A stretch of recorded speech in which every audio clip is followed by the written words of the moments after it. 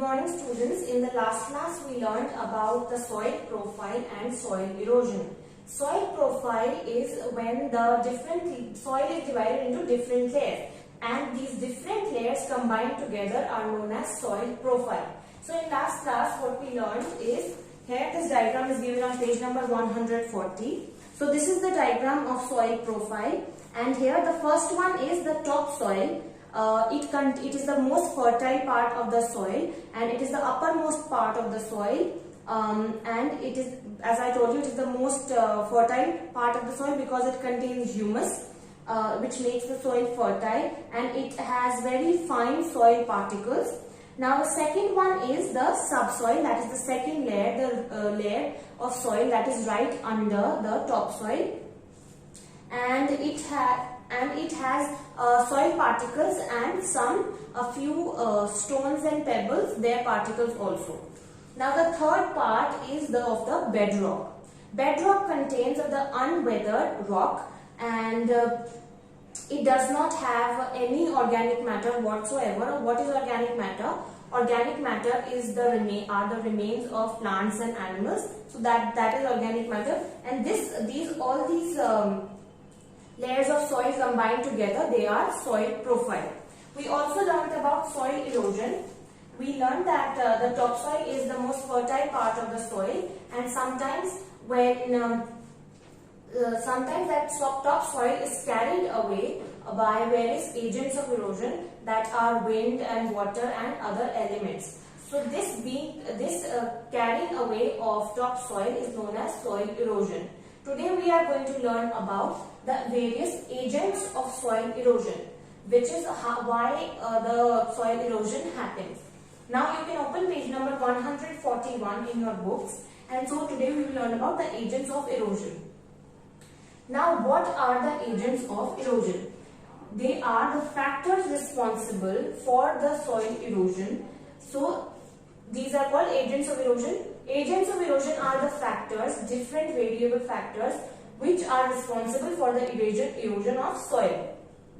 And these different factors are water, wind and human activities. So firstly, we will learn about water. It is also given on page number 141. So it is given first and foremost that running water, it causes the maximum amount of soil erosion. Running water means flowing water. The water that is flowing or running, it causes the maximum amount of soil erosion. So you can underline this. And how it happens is, when it rains, the water keeps running on, and then this running water, what it does, it carries away the topsoil, and the topsoil has humus. So then the soil, it does not have any humus, it is not fertile, so it becomes loose, and plants and trees are not able to grow in that soil. So soil erosion happens. And also sometimes when it rains very heavily, floods happen, and when floods happen, they just carry away all the soil, all the good nutrients from the soil, making the soil very erode. So it causes soil erosion. So water is one of the major causes of soil erosion. Now the second one is that of a wind. Soil erosion by wind mainly happens in deserts and open lands, where it is very windy. So in deserts and open lands, soil erosion by wind happens the most. And how it happens is, when strong wind blows, it blows away the topsoil with it. And as we know, the topsoil is gone, so the soil becomes very loose and erosion has happened. Also sometimes when cyclones come, so they are also because of the wind. So when that happens, they even up sometimes very strong wind, very heavy wind, hurricanes and cyclones. What they do is, sometimes when hurricanes and cyclones come, they occur, the plants are also uprooted from the soil, and when the plants are uprooted from the soil, they take away the topsoil with them, and again the erosion has happened. So this is also the cause of soil erosion. So water and wind. Now last one is human activities. there are certain activities that we do that cause erosion in soil. For example, we know that when a plant or tree is planted in the soil, the roots of the plant, they hold the soil very tightly. So the topsoil stays put and the topsoil does not move anywhere, and the plants get nutrients. It is good for the environment, it is good for the soil. The plants get humus, the soil remains fertile. But there are certain human activities that cause soil erosion. For example, deforestation. Now what is deforestation? Underline, it is given over here. Cutting trees in large numbers is known as deforestation. Here is the definition that cutting of trees in large number leads to a situation called deforestation. So that is the definition of deforestation.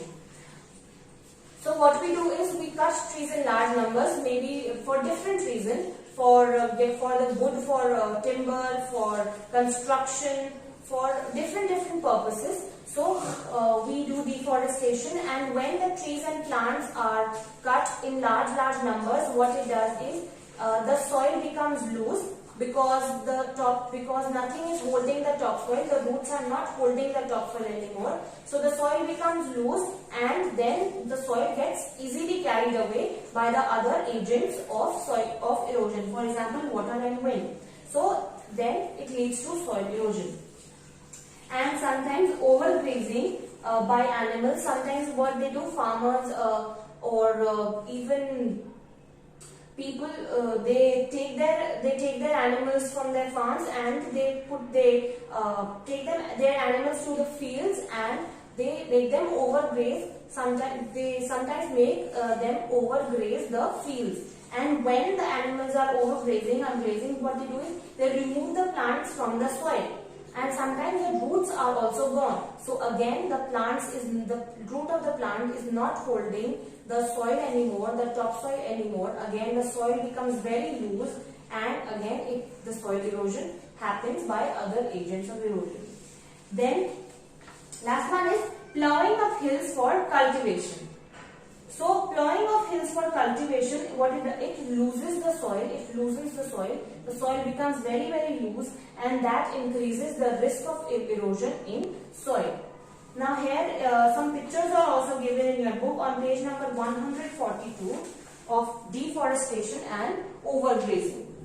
So here these cows are over here, and this field, what they do is they bring their cows and they bring their cattle again and again to the same fields, and then they eat all the plants, and the plants are not there anymore. So the roots are not there anymore holding the soil. So the topsoil becomes very loose, and hence soil erosion happens. And the soil is at more and more risk of soil erosion. So these are the agents of erosion. Agents of erosion are the factors that are responsible for soil erosion. The main factors are water, wind, and human activities. So this was your topic for today. Now make sure that you learn it very thoroughly. You read this topic very thoroughly. And that is all. Thank you and have a nice day.